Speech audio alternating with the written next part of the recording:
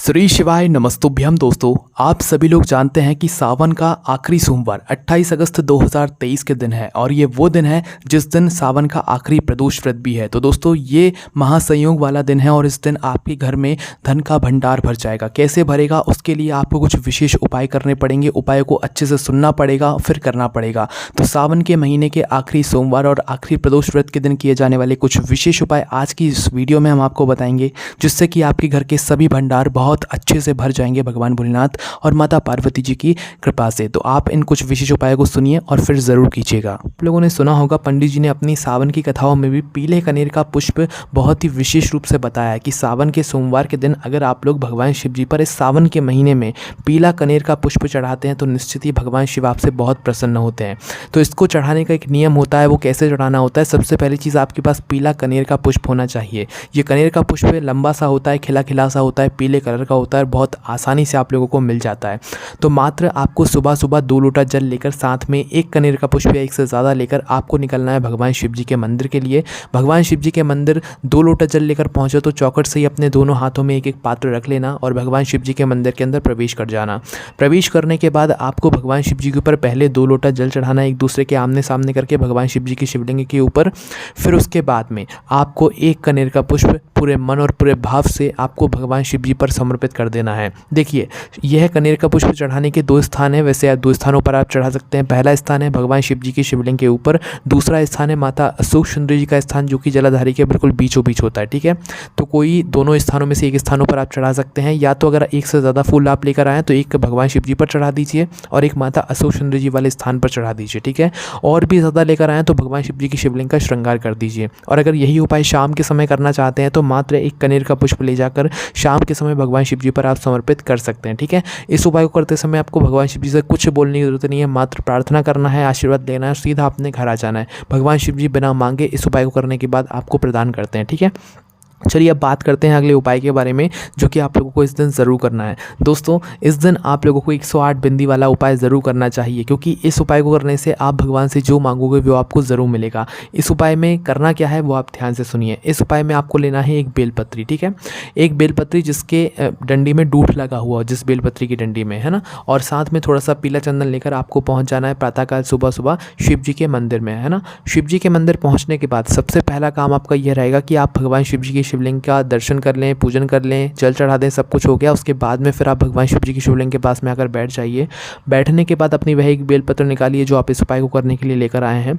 सबसे पहला काम आपका यह रहेगा कि उस बेलपत्री की डंडी में से वह दूठ को तोड़ लीजिए या गठ को तोड़ लीजिए जो कि उस डंडी में लगा हुआ होगा। आखिरी में देखिए उस बेलपत्री की डंडी में एक मोटा मोटा सा भाग होगा, मात्र उस मोटे मोटे से भाग को ही आपको तोड़ लेना है अपनी उस बेलपत्री की डंडी में से। ठीक है, उस बेलपत्री की डंडी में से उस मोटे डूठ को तोड़ने के बाद इस डूठ को आपको क्या करना है, अपने साथ जो आप पीला चंदन लेकर आया हो ना उसमें थोड़ा सा पानी मिलाकर घोल लेना है। उसके बाद इस डूठ को उस चंदन के अंदर डाल देना है, जिससे कि इस डूठ के ऊपर पूरे में चंदन लग जाएगा, है ना। अब करना क्या है कि इसी डूठ से अपने ऊपर जो आपने चंदन लगाया है ये डूठ के ऊपर, इसी डूठ से आपको अपनी बेलपत्री की पत्ती पर बिंदी लगानी है। कितनी बिंदी लगानी है? पूरी 108 बिंदियाँ लगानी है। ठीक है, कैसे लगाओगे? जैसे कि उसी डूठ को उठाकर पीले चंदन में भिगोकर आपको अपनी उसी बेलपत्री की पत्तियों पर बिंदी लगा जाना है ना। और हर बिंदी को लगाने के बाद आपको क्या करना है, श्री शिवाय नमस्तुभ्यम बोलना है। और अगर आप लोगों को मतलब बिंदी लगाने में कमी पड़ जाए जगह की बेलपत्री के अंदर, तो आप एक के ऊपर एक बिंदी भी लगा सकते हैं। और ये 108 बिंदियाँ कुल आपको 3 पत्तियों को मिलाकर लगानी है, ना कि एक पत्ती पर 108 बिंदी लगानी है ना।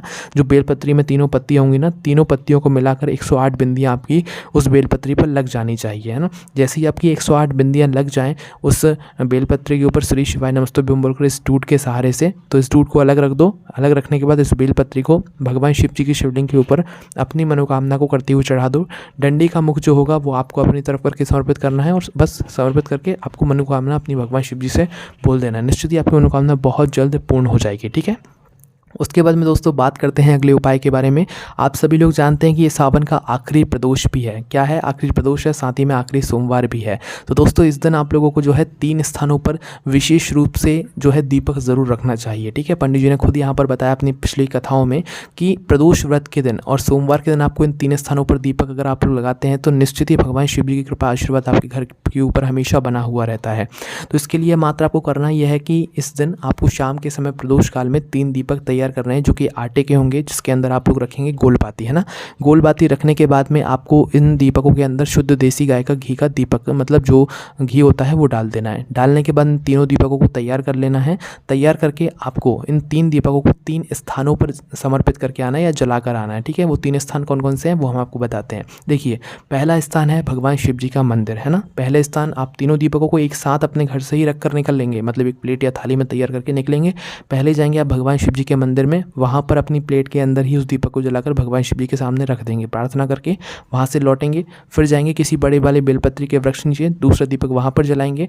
वहाँ पर जलाने के बाद फिर बेलपत्री के वृक्ष नीचे जलाने के बाद फिर आएंगे आप सीधा अपने घर के मुख्य द्वार पर, है ना। और अपने घर के मुख्य द्वार पर आने के बाद आपके घर का मुख्य द्वार जो होगा और बाहर से खड़े होने के देखने पर आपकी जो सीधे हाथ की हथेली हो, जिस साइड होगी, मतलब आपका जो सीधा हाथ होगा उस सीधे हाथ की हथेली पर आपको अपनी चौखट पर यह तीसरा वाला दीपक जला दे। तो दोस्तों, ये आखिरी वाला जो दीपक है, इस दीपक को आपको जलाते समय क्या करना है कि भगवान से प्रार्थना करना है अपने घर परिवार के लिए। जो भी आपके घर परिवार में दुख समस्या चल रही है उसके लिए प्रार्थना करके आप अपने घर के अंदर प्रवेश कर सकते हैं, ठीक है। इस दिन इन 3 जगहों पर दीपक लगाने का एक विशेष और बहुत बड़ा महत्व होता है, ठीक है।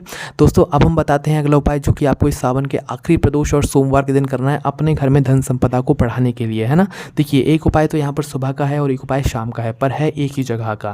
दोस्तों, अगर आपके घर में धन संपदा की बहुत ज़्यादा कमी है, पैसों की किल्लत चलती रहती है, तो उस स्थान पर आपको हर सोमवार को, और सावन का आखिरी सोमवार हो तो भाई कहना ही क्या है, तो आपको करना क्या है, आपने एक साथ 1 लोटा जल रखना है। उस 1 लोटे जल के अंदर कुछ लाल छींटा डाल देना है, मतलब लाल चंदन जो होता है ना उसका एक छींटा डाल देना है। लाल चंदन का छींटा डालने के बाद इस लाल चंदन के जल को आपको बेलपत्री के वृक्ष के नीचे हर सोमवार को समर्पित करना चाहिए। इससे आपके घर में धन संपदा बढ़ती है। उसके बाद में शाम के समय क्या करना चाहिए आप लोगों को कि एक गोलबाती का घी का दीपक आपको लेकर जाना चाहिए। कहाँ पर? बेलपत्री के वृक्ष नीचे शाम के समय, प्रदोष काल में, लगभग 6 बजे के बाद कभी भी, है ना।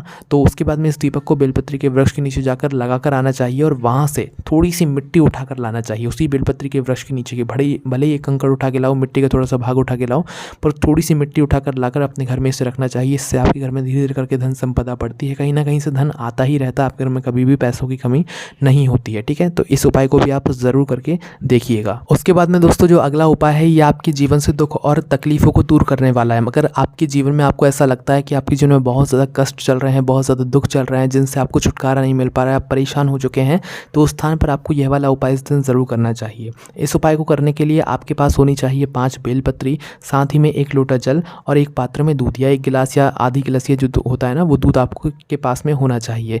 उसके बाद में आपको क्या करना है, इन सामग्रियों को लेकर पहुंचना है भगवान शिव जी के मंदिर प्रातःकाल सुबह सुबह। कब पहुंचना है? प्रातःकाल सुबह सुबह। भगवान शिव जी के मंदिर पहुंचने के बाद सबसे पहले आपको भगवान शिव जी पर यह 5 बेलपत्र एक साथ जमा कर चढ़ा देनी है, ठीक है। तो मतलब समर्पित कर देनी है। पहले 5 बेलपत्री आपको समर्पित कर देना है भगवान शिव जी की शिवलिंग के ऊपर, है ना। समर्पित करने के बाद क्या करना है कि आप एक पात्र में तो दूध लेकर आए हैं और एक पात्र में जल लेकर आए हैं।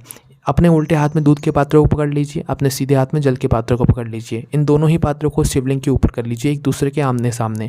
अब यहाँ पर ध्यान से सुनिए कि दूध के पात्र से भी और जल के पात्र से भी एक साथ एक धारा से आपको जो है समर्पित करना है। दूध भी समर्पित करना है, जल भी समर्पित करना है। एक साथ समर्पित करना शुरू करना है और एक साथ समर्पित करना वहाँ पर पूर्ण करना है, ठीक है। तो आपको 5 बेलपत्री भगवान शिव जी पर चढ़ाकर दूध और जल की धारा भगवान शिव जी पर उन्हीं 5 बेलपत्री के ऊपर समर्पित करना है। समर्पित जैसे ही हो जाए उसके बाद आप भगवान से प्रार्थना करें अपने घर में, आपके परिवार में आपके ऊपर जो भी दुख कष्ट आ रहे हैं उसके लिए निश्चित ही कुछ ही दिनों में आपके उन दुख कष्टों का निवारण हो जाएगा और भगवान शिव जी की कृपा आशीर्वाद आपके ऊपर हो जाएगा, है ना। तो दोस्तों आप इन उपायों को इस सावन के आखिरी सोमवार और आखिरी प्रदोष व्रत के दिन जरूर करके देखिए। आप अपने हिसाब से कोई एक उपाय चुन के उस उपाय को कीजिए, आपको सभी उपाय करने की कोई ज़रूरत नहीं है। निश्चित ही भगवान भोलेनाथ और माता पार्वती जी की कृपा आपके ऊपर होगी और आपके घर में कभी भी धन की कोई कमी नहीं होगी, साथ ही में कोई दुख समस्या भी कष्ट भी आपके घर परिवार पर नहीं आएगा। कोई भी आपको समस्या आती है आप हमसे कमेंट करके पूछ सकते हैं। ओम नमः शिवाय, जय भोले बाबा, श्री शिवाय नमस्तुभ्यम।